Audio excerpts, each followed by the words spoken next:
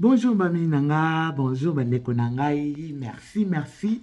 Naba félicitations et anniversaire, et moi Nanga.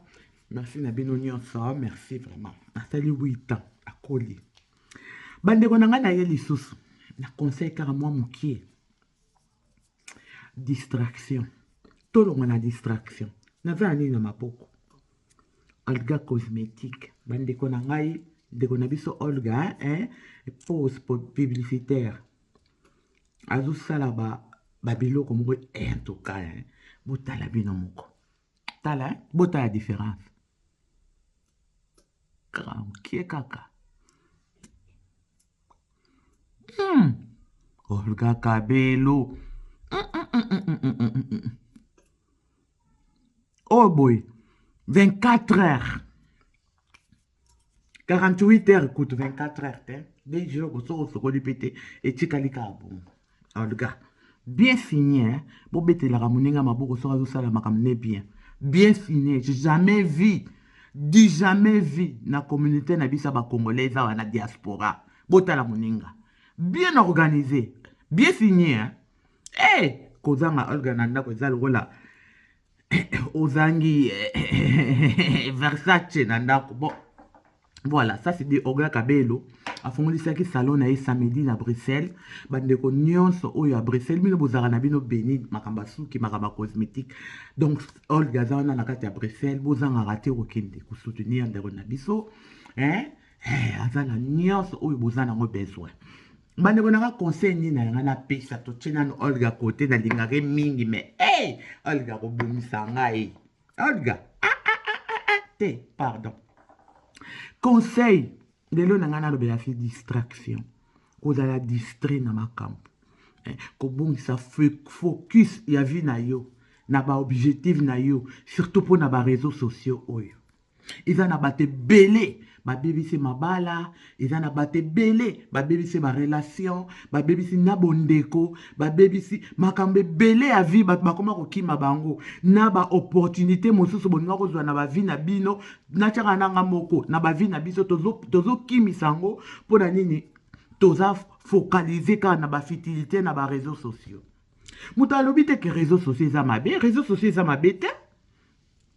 Mais manière où biso tozo utiliser ngo manière où biso tozo utiliser ngo nde eza mabe tozo se distraire mingi baya na ba réseaux sociaux pour ba yoka na bango kaka mafinga live soki fungwami awa na ba réseaux sociaux eza mafinga tala bato ozo mito ya tamu soso meba oyo baza bandoki yo ba utaka wapi tala ndamba mama na ba koko na bana na ba donc batu tout bafani bazo na bango bazo filinga mutu bazo dégriner mutu bazo baby sa vie à mutu bazo kosela mutu makambo réputation mutu bazo sakana nango yoka ba commentaire on dirait que bon mutu ngo bozo finga bon mona ki or que bon mona epenante place biso zo ke no fanda place bazo te ya batu oubliez pas bazo lobela makama mboka oubliez place batu bazo fongola mayeli na bango pona relaxer quelque chose tozala raté ezala bino balibone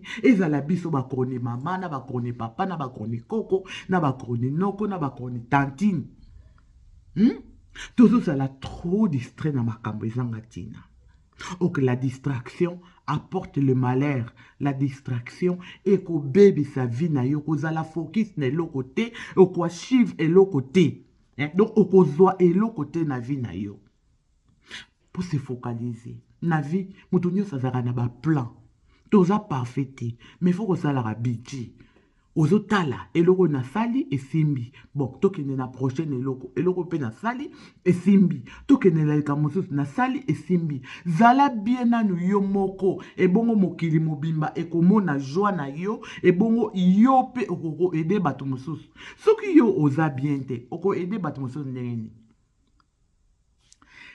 pour ya liboso distraction na ba vie na biso tolongola totalaka de gauche à droite tezala focalisé na makambo na yo nano kotala Madeleine te kotala Joanna te kotala Poderosa te mitala nano yo moko est-ce que eloko nga naza nango eza bien mpo na nga mpo na entourage na nga mpo na famille na nga ezobota pe ba jalousie, ezobota kozala pressé na vie.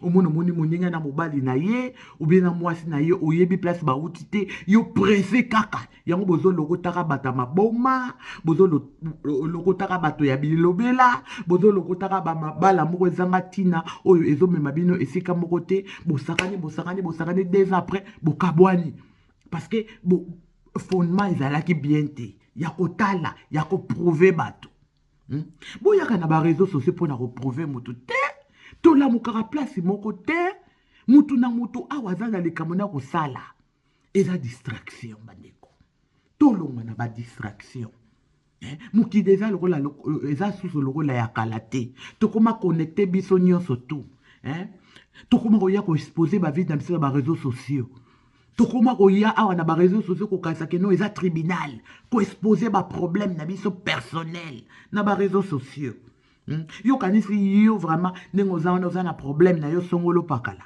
moto ya réseau sociaux na mona yo te akopesa yo conseil nini est-ce que bofandaka na environnement moko est-ce que boza na social moko est-ce que boza na vie moko est-ce que baproblème yo oza nango ya ye eza ndenge moko na ya yo est-ce que baproblème na ye se ayebisa yo yango totika kozwa réseaux sociaux comme échappatoire yaba défaite ebele na bavi na biso réussite eza na réseaux sociaux te réussite eza na vie réelle na oyo lamukaka nango na oyo lalaka nango na oyo vivaka yo moko bainfluence eza bazoya kolakisa biso makambo oyo eza nango bongo te mingi na biso toyaka kokosa nga ndenge na fandi awa boyebi soki ntango mosusu naza même pas na 5 € na porte-monnaie nanga ntango mosusu naza nango pe te me nakoya nasali kiminene encore natie basuka blonde boye bomona yango neti note eza cher ok rien du tout nalati tricot eza nango Lacoste te me abombi kaka